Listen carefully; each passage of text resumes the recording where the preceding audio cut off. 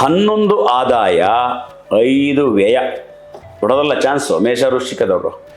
ಮಿಥುನ ಮತ್ತು ಕನ್ಯಾ 8 ಆದಾಯ 11 ವ್ಯಯ. ಸ್ವಲ್ಪ ಖರ್ಚು ಜಾಸ್ತಿ ಆಯಿತು. ಗ್ರಹಣದ ದಿನ ನೀವೇನಾದರೂ ಮಾಂಸಾಹಾರಿಗಳಾಗಿದ್ದರೆ ಮಾಂಸಾಹಾರವನ್ನು ಕಡ್ಡಾಯವಾಗಿ ಮಾಡಬೇಡಿ.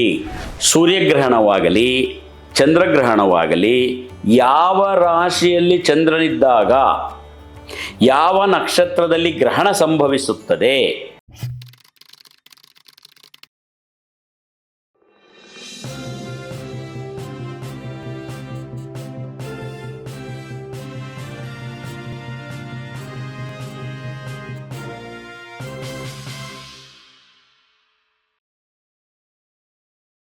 ಇನ್ನು ಆದಾಯ ವ್ಯಯ ಆಯಾ ರಾಶಿಗಳು ನೋಡ್ಕೊಳ್ಳಿ ನೀಟಾಗಿ.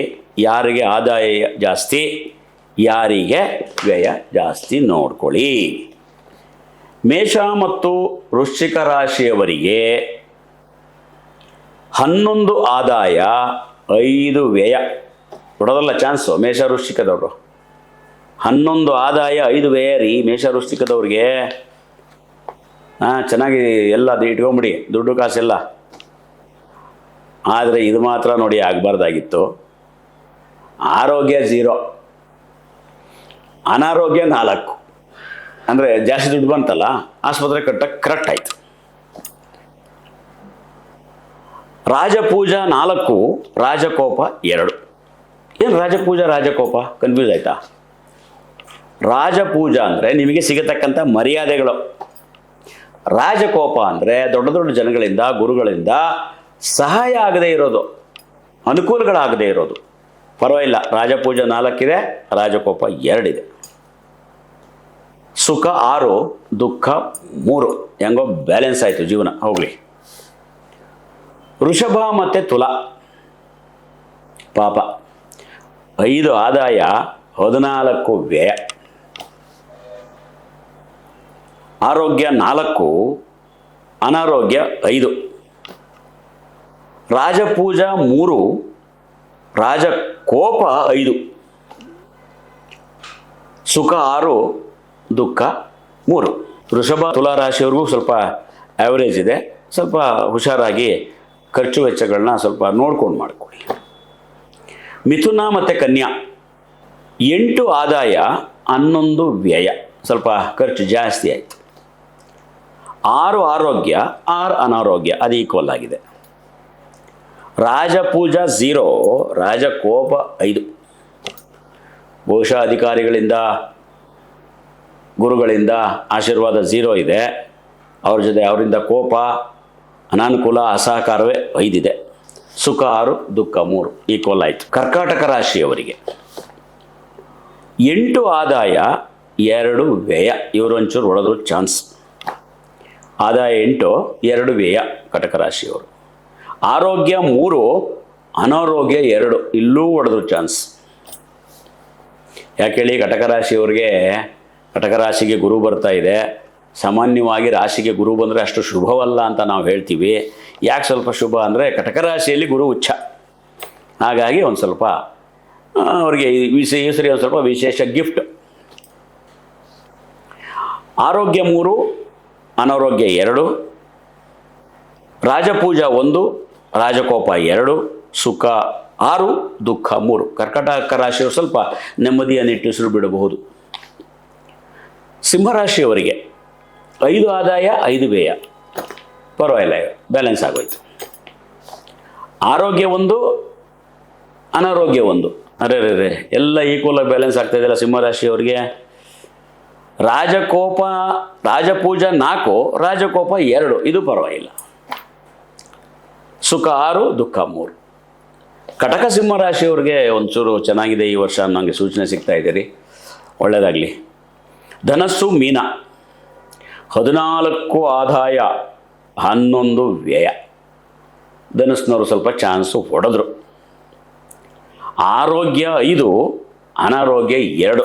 ಆರೋಗ್ಯದಲ್ಲೂ ಚಾನ್ಸ್ ಹೊಡೆದ್ರು ಧನಸ್ಸು ಮೀನ. ರಾಜಪೂಜಾ 3, ರಾಜಕೋಪ 5. ಇಲ್ಲೊಂದೆರಡು ಮೈನಸ್ ಆಯಿತು. ಸುಖ 6, ದುಃಖ 3. ಪರವಾಗಿಲ್ಲ. ಧನಸ್ಸು ಮೀನದವ್ರಿಗೂ ಪರವಾಗಿಲ್ಲ, ಕಟಕ ಸಿಂಹದವ್ರಿಗೆ ಪರವಾಗಿಲ್ಲ ಅಂತ ಆಯಿತು. ಯಾಕೆಂದರೆ ನೋಡಿ, ಧನಸ್ಸು ರಾಶಿಯವರಿಗೆ ಅಷ್ಟಮ ಗುರುವಾದರೂ ಕೂಡ, ನಾನು ಆಗಲೇ ಹೇಳಿದೆ ಕಟಕದಲ್ಲಿ ಗುರು ಉಚ್ಚಸ್ಥಾನ, ಧನಸ್ಸಿಗೆ ಅಧಿಪತಿ ಕೂಡ ಗುರು. ಮೀನರಾಶಿಯವರಿಗೆ ಪಂಚಮ ಗುರು, ಒಳ್ಳೆಯ ಗುರುಬಲ. ಯಾರ್ಯಾರು ಮೀನರಾಶಿಯವರಿದ್ದೀರಿ ಅವ್ರಿಗೆ ನೋಡಿ, ಮ್ಯಾರೇಜ್ ಆಗಿಲ್ಲ, ಈ ವರ್ಷ ಮ್ಯಾರೇಜ್ ಆಗಿಬಿಡುತ್ತೆ, ಮಕ್ಕಳಿಲ್ಲಾರೆ ಮಕ್ಕಳಾಗತ್ತೆ, ಮನೆಗೇನೆ ಕಟ್ಕೊಳ್ಳೋಂಗಿದ್ರೆ, ಜಮೀನು ತಗೊಳ್ಳೋಂಗಿದ್ರೆ ತಗೋಬಹುದು. ಮಕರ ಕುಂಭ ರಾಶಿಯವರಿಗೆ 2 ಆದಾಯ 8 ವ್ಯಯ, ಪಾಪ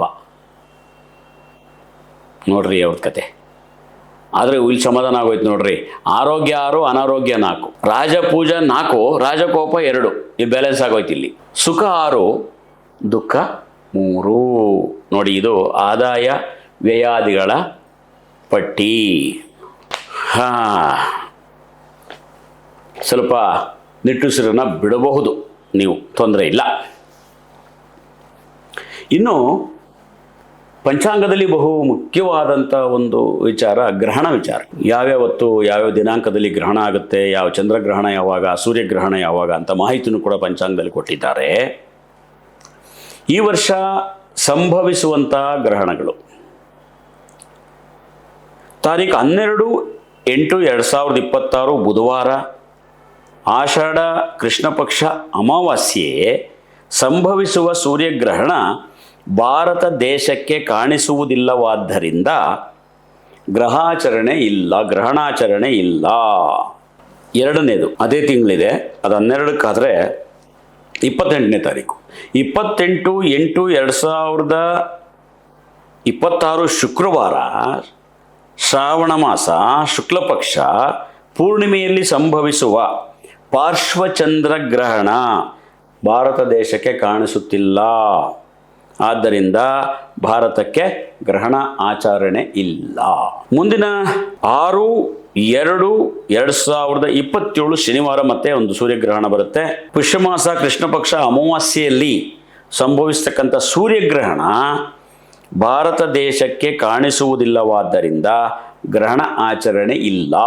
20/2/2027 ಶನಿವಾರ ಮಾಘ ಮಾಸ ಶುಕ್ಲ ಪಕ್ಷದಲ್ಲಿ ಪೂರ್ಣಿಮೆಯಲ್ಲಿ ಸಂಭವಿಸುವ ಬಚ್ಚಾಯ ಚಂದ್ರಗ್ರಹಣವೂ ಕೂಡ ಭಾರತ ದೇಶಕ್ಕೆ ಕಾಣಿಸುವುದಿಲ್ಲ. ಅಲ್ಲಿಗೆ ನೋಡಿ, 2026ರಲ್ಲಿ ಗ್ರಹಣಗಳು ಕೂಡ ತೊಂದರೆ ಕೊಡ್ತಾ ಇಲ್ಲ ಅಂತ ಆಯ್ತು. ಭಾರತಕ್ಕೆ ಕಾಣಿಸ್ತಿಲ್ಲ ಅಂದರೆ ಸ್ವಲ್ಪ ದೋಷ ಕಡಿಮೆ ಇರುತ್ತೆ ಅಂತ ಅರ್ಥ. ಅಕಸ್ಮಾತ್ ಒಂದು ಸ್ವಲ್ಪ ದೋಷ ಅಂತ ಏನಾದ್ರು ಬಂದರೆ ನಿಮ್ಗೊಂದಿಷ್ಟು ಟಿಪ್ಸ್ ಕೊಡ್ತೀನಿ, ನೋಡ್ಕೊಳ್ಳಿ. ಗ್ರಹಣದ ವಿಚಾರ ಬಗ್ಗೆ ಸ್ವಲ್ಪ ಮಾಹಿತಿಗಳು. ಗ್ರಹಣದ ಆರಂಭ ಹಾಗೂ ಅಂತ್ಯದ ಸಮಯವನ್ನು ಆಯಾ ಮಾಸಗಳಲ್ಲಿ ಕ್ಯಾಲೆಂಡರ್ಗಳಲ್ಲಿ ಸಿಗುತ್ತೆ. ಆ ಸಂದರ್ಭಕ್ಕೆ ನಿಮಗೆ ಟಿವಿಯ ನೀವು ಚಾನಲ್ಗಳಲ್ಲೂ ಕೂಡ ಹಾಕ್ತಾರೆ. ಅದು ಗ್ರಹಣ ಕಾಲಗಳು 6 ವಿಭಾಗದಲ್ಲಿ ಇರುತ್ತೆ, ತಿಳ್ಕೊಳ್ಳಿ. ಒಂದನೇದು ಪರ್ವಕಾಲ, ಅಂದರೆ ಸ್ಪರ್ಶಕಾಲದಿಂದ ಹಿಡಿದು ಮೋಕ್ಷಕಾಲ, ಗ್ರಹಣ ಬೀಳುವವರೆಗಿನ ಅವಧಿಯನ್ನು ಪರ್ವಕಾಲ ಅಂತ ಕರೀತಾರೆ. ಎರಡನೇದು ಸ್ಪರ್ಶಕಾಲ, ಗಣ ಸ್ಪರ್ಶ ಎಂಟ್ರಿ. ಮೂರನೇದು ಸಮ್ಮಿಲನ ಕಾಲ, ಅಂದರೆ ಕಂಪ್ಲೀಟ್ ಚಂದ್ರ ಸೂರ್ಯನೊಳಗಾಗಲಿ, ಸೂರ್ಯ ಚಂದ್ರನೊಳಗಾಗಲಿ, ಭೂಮಿ, ಈ ಮೂರು ಕೂಡ ಕಂಬೈಂಡ್ ಆಗೋ ಕಾಲಕ್ಕೆ ಸಮ್ಮಿಲನ ಕಾಲ, ಪೂರ್ಣ ಸ್ಪರ್ಶ ಕಾಲ. ನಾಲ್ಕನೇದು ಮಧ್ಯಕಾಲ, ಗ್ರಹಣ ಸರಿಯಾಗಿ ಮಧ್ಯಕ್ಕೆ ಬಂದು ಆಗ್ತಿರುತ್ತೆ, ಮಧ್ಯಕಾಲ. ಐದನೇದು ಉನ್ಮಿಲನ ಕಾಲ. ಉನ್ಮಿಲನ ಕಾಲ ಅಂದರೆ ಸ್ಪರ್ಶ ಆಗಿರುತ್ತಲ್ಲ ಅದು ವಾಪಸ್ ಬರುತ್ತೆ, ಬೇರ್ಪಡುತ್ತೆ ಅದಕ್ಕೆ. ಆರನೇದು ಮೋಕ್ಷಕಾಲ, ಸಂಪೂರ್ಣ ಗ್ರಹಣ ಅಂತ್ಯವಾಗುತ್ತೆ, ಅದಕ್ಕೆ ಮೋಕ್ಷಕಾಲ ಅಂಥೇಳಿ ಕರೀತಾರೆ. ಹಾಗಾಗಿ ಸಮ್ಮಿಲನ ಕಾಲದಲ್ಲಿ ಸಂಪೂರ್ಣ ಗ್ರಹಣ ಕೂತಾಗ ಧ್ಯಾನಕ್ಕೋ ಜಪಕ್ಕೆ ಕುಳಿತುಕೊಳ್ಳುವ ಸೂಕ್ತ ಕಾಲ. ಯಾವುದೇ ದೇವರ ಪೂಜೆ ಮಾಡುವ ಹಾಗಿಲ್ಲ, ಮಂತ್ರ ಪಠಣೆಯನ್ನು ಮಾಡಬಹುದು. ಉನ್ಮಿಲನ ಕಾಲದಲ್ಲಿ ಸ್ಪರ್ಶದಿಂದ ಬೇರ್ಪಡುವ ಕಾಲದವರೆಗೂ ಧ್ಯಾನ ಮತ್ತು ಜಪವನ್ನು ಮಾಡಿದರೆ ಒಳ್ಳೆಯದು. ಮೋಕ್ಷ ಕಾಲಕ್ಕೆ ಗ್ರಹಣ ಬಿಟ್ಟ ಮೇಲೆ ಸ್ನಾನ ಮಾಡಿ ನಂತರ ವಿಧಿವತ್ತಾದಂಥ ಪೂಜಾ ಪುನಸ್ಕಾರಗಳನ್ನು ಮಾಡಬೇಕು. ಇದು ಮನೆಯಲ್ಲಿರುವವರಿಗೆ. ಗ್ರಹಣ ಕಾಲಕ್ಕೆ ಪ್ರಯಾಣದಲ್ಲೋ ವ್ಯಾಪಾರ ವ್ಯವಹಾರದಲ್ಲೋ ಉದ್ಯೋಗ ಸ್ಥಳದಲ್ಲೋ ಇದ್ದರೆ ಗ್ರಹಣದ ಬಗ್ಗೆ ನಕಾರಾತ್ಮಕವಾದ ಚಿಂತನೆಯನ್ನು ಮಾಡದೆ ನಿಮ್ಮ ಕಾರ್ಯದಲ್ಲಿ ತಲ್ಲೀನರಾದರೆ ಯಾವುದೇ ದೋಷವಿಲ್ಲ, ಯಾವುದೇ ತೊಂದರೆಯೂ ಬರುವುದಿಲ್ಲ. ಆದರೆ ಒಂದಂತೂ ಸತ್ಯ, ನೀವು ಹೊರಗಡೆ ಇರ್ತಿರೋ, ಕೆಲಸ ಮಾಡ್ತಿರ್ತಿರೋ, ಜರ್ನಿ ಮಾಡ್ತಿರ್ತಿರೋ, ಗ್ರಹಣದ ಸಮಯ ತಿಳ್ಕೊಂಬಿಡಿ, ಅದನ್ನು ನೋಟ್ ಮಾಡ್ಕೊಂಬಿಡಿ. ಗ್ರಹಣ ಸಮಯಕ್ಕಿಂತ 2 ಗಂಟೆ ಮುಂಚೆನೇ ನಿಮ್ಮ ಹೊಟ್ಟೆ ಖಾಲಿ ಇರಬೇಕು. ಗ್ರಹಣದ ದಿನ ನೀವೇನಾದರೂ ಮಾಂಸಾಹಾರಿಗಳಾಗಿದ್ದರೆ ಮಾಂಸಾಹಾರವನ್ನು ಕಡ್ಡಾಯವಾಗಿ ಮಾಡಬೇಡಿ. ಏಕೆಂದರೆ ಮಾಂಸಾಹಾರ ಪಚನವಾಗಲಿಕ್ಕೆ 18 ಗಂಟೆ ಬೇಕು, 18ರಿಂದ 20 ಗಂಟೆಗಳು ಬೇಕು. ಸಸ್ಯಾಹಾರಿಗಳಿಗೆ ತೊಂದರೆ ಇಲ್ಲ, ನಿಯಮಿತ ಆಹಾರ ಸೇವನೆ ಮಾಡಿದರೆ ಸಾಕು. ಆದರೆ ಸೂರ್ಯಗ್ರಹಣವಾಗಲಿ ಚಂದ್ರಗ್ರಹಣವಾಗಲಿ, ಯಾವ ರಾಶಿಯಲ್ಲಿ ಚಂದ್ರನಿದ್ದಾಗ ಯಾವ ನಕ್ಷತ್ರದಲ್ಲಿ ಗ್ರಹಣ ಸಂಭವಿಸುತ್ತದೆ ಅನ್ನೋದನ್ನು ಟಿ ವಿಗಳಲ್ಲಿ ಅಥವಾ ನಿಮ್ಮ ಮೊಬೈಲ್ಗಳಲ್ಲಿ ಧಾರ್ಮಿಕ ತಜ್ಞರು ತಿಳಿಸಿರ್ತಾರೆ. ಹಾಗಾಗಿ ಯಾವ ರಾಶಿಗಳವರಿಗೆ ಗ್ರಹಣ ಪ್ರಭಾವ ಇರುತ್ತೆ ಅದನ್ನು ನೀವೇ ನೋಡಿಕೊಳ್ಳೋದು ಹೇಗೆ ಅನ್ನೋದನ್ನು ನಾನು ಹೇಳ್ಕೊಡ್ತೀನಿ, ನೋಡಿಕೊಳ್ಳಿ, ಅನುಕೂಲ ಆಗುತ್ತೆ. ಯಾಕೆಂದರೆ ಎಲ್ಲೋ ಇರ್ತೀರಾ, ಯಾವುದೋ ರಾಜ್ಯದಲ್ಲಿ ಇರ್ತೀರಾ, ದೂರದಿರ್ತೀರಾ, ಗೋವಾ ಇರ್ತೀರಾ, ಬಾಂಬೆಲಿ ಇರ್ತೀರಾ, ಹೋಗಿ ಅಷ್ಟೆಲ್ಲ ಸರ್ನ ಮೀಟ್ ಮಾಡೋಕ್ಕಾಗಲ್ಲ. ನಿಮ್ದು ಯಾವುದೋ ರಾಶಿ ಇರುತ್ತೆ, ನೀವು ಸ್ವಲ್ಪ ಧಾರ್ಮಿಕ ವಿಚಾರಗಳನ್ನು ನಂಬುವವರಾಗಿರ್ತೀರಿ, ಕೊರಿತಾ ಇರ್ತೀರಿ ನನಗೆ ಹೇಗಪ್ಪ ಏನು ಕತೆನೋ ಅಂತ. ಅಂಥವ್ರಿಗೆ ನೀವಿರೋ ಜಾಗದಲ್ಲೇ ನೋಡ್ಕೊಳ್ತಕ್ಕಂಥ ಒಂದು ಐಡಿಯಾವನ್ನು ಕೊಡ್ತೀನಿ. ನೋಡಿ ಇದು ಚಾರ್ಟ್ ಅಂದ್ಕೊಳ್ಳಿ, ಇಲ್ಲಿದೆಯಲ್ಲ, ಇಲ್ಲಿ ಆವಾಗಲೇ ಹಾಕಿತ್ತಲ್ಲ ಅದೇ ಚಾರ್ಟು. ಇದು ಮೇಷ, ವೃಷಭ, ಮಿಥುನ, ಕಟಕ, ಸಿಂಹ, ಕನ್ಯಾ, ತುಲ, ವೃಶ್ಚಿಕ, ಧನಸ್ಸು, ಮಕರ, ಕುಂಭ, ಮೀನ. ಇದು ಇಲ್ಲಿ ಬರೆದಿದ್ದೀವಿ ರಾಶಿ. ನಿಮ್ದು ಯಾವ ರಾಶಿ ಇರುತ್ತೋ ನೀವು ನೋಡ್ಕೋಬೇಕು. ನೀವೇನು ಮಾಡಬೇಕು, ನಿಮ್ಮ ರಾಶಿಯಲ್ಲಿ ಚಂದ್ರ ಎಲ್ಲಿದೆ ಅಂತ ನೋಡ್ಕೊಳ್ಳಿ. ಈಗ ಉದಾಹರಣೆಗೆ ಮೀನರಾಶಿಯವ್ರಿಗೆ ಹೇಳ್ತೀನಿ. ಈ ಮೀನರಾಶಿ ಇಲ್ಲಿ ಚಂದ್ರ ಇದೆ, ನಿಮ್ಮ ರಾಶಿಗೆ 1 ಅಂತ ಹಾಕ್ಕೊಂಡ್ರಿ, ಇಲ್ಲಿಗೊಂದು ಹಾಕ್ಕೊಳ್ಳಿ, ಎಣಿಸ್ಕೊಂಡು ಬನ್ನಿ. 1, 2, 3. 3ನೇ ರಾಶಿಯಲ್ಲಿ 4, 5, 6.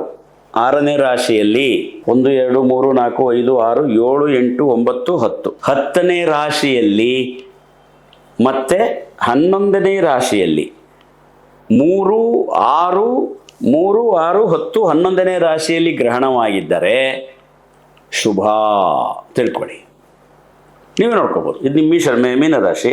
ಮೇಷರಾಶಿಯವರಾದರೆ ಏನಾಗುತ್ತೆ, 1, 2ನೇ ರಾಶಿ ಆಗ್ಬಿಡುತ್ತೆ ಅವ್ರಿಗೆ. ಗ್ರಹಣ ಇಲ್ಲಾಗಿದೆ, ಇಲ್ಲಿ ಗ್ರಹಣ ಆದರೆ, ಇಲ್ಲಿ ಗ್ರಹಣ ಆದರೆ, ಇಲ್ಲಿ ಗ್ರಹಣ ಆದರೆ, ಇಲ್ಲಿ ಗ್ರಹಣ ಆದರೆ ನೋಡ್ಕೊಳ್ಳಿ ಯಾವ ರಾಶಿಯಲ್ಲಿ ಆಗ್ತಿದೆ ಅಂತ ಹೇಳ್ತಾರೆ. ಒಂದೊಂದ್ಸರಿ ಸಿಂಹ ರಾಶಿಯಲ್ಲಾಗುತ್ತೆ, ಇಲ್ಲಿ ಆಗುತ್ತೆ. ಆವತ್ತಿನ ನಿತ್ಯ ಚಂದ್ರ ಅಂತ ಹೇಳಿದ್ನಲ್ಲ, ಅದ್ರ ಮೇಲೆ ಗ್ರಹಣ ಡಿಸೈಡ್ ಆಗುತ್ತೆ. ಇಲ್ಲಿಂದ 3, 6, 10, 11ರಲ್ಲಿ ಆಗಿದ್ದರೆ ಮೀನರಾಶಿಯವರಿಗೆ ಶುಭ ಆಯಿತು. ಮತ್ತೆ ಇದು ನೋಡಿ, ಇಲ್ಲಿ ಗ್ರಹಣ ಆಗಿದ್ದರೆ ಇದು ಒಂದಾಯಿತು, ಯಾವುದು ಮಿಥುನ, ಇವ್ರಿಗೆ ಶುಭ ಆಯಿತು. 3ನೇ ಮನೆ ಆಗಿದ್ದರೆ ಮಾತ್ರ. ಮತ್ತೆ 1, 2, 3, 4, 5, 6 ಇಲ್ಲಾಗಬೇಕು, ಇಲ್ಲಲ್ಲ. ಇದನ್ನು ಲೆಕ್ಕ ಹಾಕೋಬೇಕು ನೀವು. ಯಾವುದೋ ನಿಮ್ಮದು ರಾಶಿ ಇರುತ್ತೆ ಅದಕ್ಕೆ 1 ಹಾಕ್ಕೊಳ್ಳಿ. ಅಲ್ಲಿಂದ ನಿಮಗೆ 3, 6, 10, 11 ಮೀನರಾಶಿಯವರಾಗಿದ್ದರೆ ನಿಮ್ಮೆಲ್ಲ ಆಗಿತ್ತು ಅಲ್ಲಿಂದ ಹಾಕ್ಕೊಳ್ಳಿ. ಇದೆಲ್ಲ ಕಡೆನೂ ಒಂದೇ ಸರಿ ಆಗಲ್ಲ, ಯಾವುದೋ ಒಂದು ಕಡೆ ಆಗುತ್ತೆ. ನೆಕ್ಸ್ಟ್ ಇದೇ ಮೀನರಾಶಿ ಇದರಲ್ಲಿ ಸಣ 3, 6, 10, 11 ಇಲ್ಲ. ಇದೇ ಮೀನರಾಶಿಯವರಿಗೆ 2ನೇದರಲ್ಲಿ ಗ್ರಹಣವಾದರೆ 1, 2, 3, 4, 5ರಲ್ಲಿ ಆದರೆ, 7ರಲ್ಲಿ ಆದರೆ, 9ರಲ್ಲಿ ಆದರೆ ಮಧ್ಯಮ ಫಲ, ಸ್ವಲ್ಪ ನಿಟ್ಟಿಸರು ಬಿಡ್ಬೋದು, ಸ್ವಲ್ಪ ಪೂಜೆ ಗೀಜೆ ಮಾಡಿಸ್ಕೊಂಡ್ರೆ ಸಾಕು. ಇದೇ ಯಾವುದೇ ರಾಶಿಯವರಿಗೆ 2, 5, 7, 9 ರಾಶಿಯಲ್ಲಾದರೆ ಮಧ್ಯಮ ಫಲ. ನೀವೇ ನೋಡ್ಕೋಬೋದು, ಜ್ಞಾಪಕ ಇಟ್ಕೊಳ್ಳಿ. ಯಾವ ರಾಶಿ ಆಗುತ್ತೆ ಅದಕ್ಕೊಂದು ಹಾಕ್ಕೊಂಬಿಡಿ. ಕುಂಭ ಆದರೆ ನೀವೊಂದು ಹಾಕ್ಕೊಳ್ಳಿ, ಕಟಕದವರು ನೀವೊಂದು ಹಾಕ್ಕೊಳ್ಳಿ, ಸಿಂಹ ರಾಶಿಯವರಾಗಿದ್ದರೆ ನೀವೊಂದು ಹಾಕ್ಕೊಳ್ಳಿ. ಗ್ರಹಣದ ದಿನ, ಗ್ರಹಣ ನಡೆಯೋ ದಿನ. ನಂತರದಲ್ಲಿ ಇದೇ ಮೀನರಾಶಿಯಿಂದನೇ ಉದಾಹರಣೆ ಕೊಡ್ತೀನಿ, ನಿಮಗೆ ಕನ್ಫ್ಯೂಸ್ ಆಗೋಲ್ಲ. ಅವಾಗ ಇಲ್ಲೇ ಗ್ರಹಣ, ಮೀನರಾಶಿಯಲ್ಲೇ ಗ್ರಹಣ, ಅದಾದ ನಂತರ 4ನೇ ಮನೆಯಲ್ಲಿ ಗ್ರಹಣ, ಅದಾದ ನಂತರ 8ನೇ ಮನೆಯಲ್ಲಿ ಗ್ರಹಣ, ಅದಾದ ನಂತರ 12ನೇ ಮನೆಯಲ್ಲಿ ಗ್ರಹಣ. ಇದಾದರೆ ತುಂಬ ಅಶುಭ ಫಲ. ಏನು ಅಶುಭ ಫಲ ಅಂತಂದರೆ ತುಂಬ ಭಯ ಬೀಳುವಂಥದ್ದೇನಿಲ್ಲ. ಸಣ್ಣ ಪುಟ್ಟ ಅಪಘಾತಗಳಾಗ್ಬೋದು, ಹೆಲ್ತ್ ಒಂಚೂರು ವ್ಯತ್ಯಾಸ ಆಗ್ಬೋದು, ತಪ್ಪು ಮಾಡದೇ ಇದ್ರೂ ಅಪವಾದ ಬರ್ಬೋದು, ಧನ ನಷ್ಟ ಆಗ್ಬೋದು, ಕುಟುಂಬದಲ್ಲಿ ಸಣ್ಣ ಸಣ್ಣ ವಿಚಾರಕ್ಕೆ ಮನಸ್ತಾಪ ಬರ್ಬೋದು. ಅದನ್ನು ನೋಡ್ಕೊಳ್ಳಿ. ಗೊತ್ತಾಯ್ತಲ್ಲ, ಗ್ರಹಣ ನೋಡೋದು ಹೆಂಗೆ ಅಂತ ಹೇಳ್ಕೊಟ್ಟಿದ್ದೀನಿ. ಮತ್ತೆ ಕನ್ಫ್ಯೂಸ್ ಆಗಬೇಡಿ. ನಿಮ್ಮ ರಾಶಿಗೆ ಒಂದು ಹಾಕ್ಕೊಂಡು ಎಲ್ಲಿ ಗ್ರಹಣ ಆಗಿದೆ ಅದನ್ನು ಎಲ್ಲಿ ಗ್ರಹಣ ಆಗ್ತಿದೆ ಅಂತ ಕೊಡ್ತಾರೆ, ಯಾವ ರಾಶಿಲಿ ಅಂತ, ಅದು ಎಷ್ಟನೇ ಮನೆ ಆಗುತ್ತೆ ನೋಡಿಕೊಂಡ್ರೆ ನಿಮಗೆ ಶುಭ ಅಶುಭ ಮಧ್ಯಮ ಫಲಗಳು ವಿವರ ಗೊತ್ತಾಗುತ್ತೆ. ಇದು ನಾನು ಹೇಳಿದ್ದೀಗ ನಿಮ್ಮ ಲೈಫ್ ಲಾಂಗ್, ಇಲ್ಲಿಂದ ನೀವು ಬದುಕಿರುವವರೆಗೂ ಇದೇ ಸಿಸ್ಟಮ್, ಗ್ರಹಣ ನೋಡ್ಕೊಳ್ಳೋದು ಮಾತ್ರ. ಹಾಗಾಗಿ ಪದೇ ಪದೇ ನೀವು ಅದನ್ನು ಕನ್ಫ್ಯೂಸ್ ಆಗೋ ಅವಶ್ಯಕತೆ ಇಲ್ಲ. ರಾಶಿನ ಒಂದು ಮಾಡ್ಕೊಳ್ಳಿ, ಅಲ್ಲಿಂದ ಎಷ್ಟನೇ ಮನೇಲಿ ಆಗಿದೆ ಅಂತ ನೀವು ಚೆಕ್ ಮಾಡ್ಕೊಳ್ಳಿ. ಅದಾದ ನಂತರದಲ್ಲಿ ಸ್ನೇಹಿತರೆ, ಈ ಏನು ಪೂಜೆಗಳನ್ನ ಮಾಡ್ಕೋಬೇಕು ಅಂತ ಯಾವ್ಯಾವ ಮಾಧ್ಯಮದವರು, ಸೂರ್ಯಗ್ರಹಣ ಆದ್ರೇನು, ಚಂದ್ರಗ್ರಹಣ ಆದ್ರೇನು, ನಾನು ಮೇಲೆ ಹೇಳಿದಂಥ ಶುಭ ಅಶುಭ ಗೊತ್ತಾಯಿತು. ಅದು ಸೂರ್ಯಗ್ರಹಣ ಆಗಿದ್ರೇನು, ಚಂದ್ರಗ್ರಹಣ ಆಗಿದ್ರೆ ಏನು ಮಾಡಬೇಕು. ಆ ರಾಶಿಗಳು ಅವರು ಸೂರ್ಯಗ್ರಹಣವಾಗಿದ್ದರೆ ಗ್ರಹಣದ ಹಿಂದಿನ ದಿನ ಅಥವಾ ಮರುದಿನ ಶಿವನ ದೇವಾಲಯದಲ್ಲಿ ರುದ್ರಾಭಿಷೇಕವನ್ನು ಮಾಡಿಸಿಕೊಳ್ಳಿ. ಏಕೆಂದರೆ ಗ್ರಹಣದ ದಿನ ಯಾರೂ ಪೂಜೆ ಮಾಡಲ್ಲ, ನೀವು ಮುಂಚೆ ನೋಡ್ಕೊಂಬಿಟ್ಟಿರ್ಬೇಕು. ಗ್ರಹಣದ ಹಿಂದಿನ ದಿನ ಮಾಡಿಸ್ಬಿಡ್ಬೇಕು. ಅವತ್ತಾಗಲಿಲ್ಲ ಅಂತಂದರೆ ಗ್ರಹಣದ ಮಾರನೇ ದಿನ ಮಾಡಿಸ್ಕೋಬೇಕು. ಚಂದ್ರಗ್ರಹಣವಾಗಿದ್ದರೆ ದೇವಿ ದೇವಾಲಯದಲ್ಲಿ ದುರ್ಗಾ ಹೋಮ, ಶ್ರೀ ಸೂಕ್ತ ಹೋಮ ಮಾಡಿಸ್ಕೊಳ್ಳಿ. ಅಥವಾ ಆ ಹೋಮ ಮಾಡಿಸೋದಕ್ಕೆ ಶಕ್ತಿ ಇಲ್ಲದಂಥವರು ಸೀರೆ, ಕುಪ್ಸ, ಅರಿಶಿನ, ಕುಂಕುಮ, ಅಕ್ಕಿ, ಕೊಬ್ಬರಿ, ಬಾಗ್ನ ಕೊಟ್ಟು ಪೂಜೆ ಮಾಡಿಸ್ಕೊಂಡ್ರೂ ಕೂಡ ನಿಮಗೆ ಒಳ್ಳೆಯದಾಗತ್ತೆ. ಅದರಿಂದ ನೀವು ಅದನ್ನು ಯೋಚನೆ ಮಾಡ್ತಕ್ಕಂಥ ಗೋಜಿಗೆ ಹೋಗಬೇಡಿ.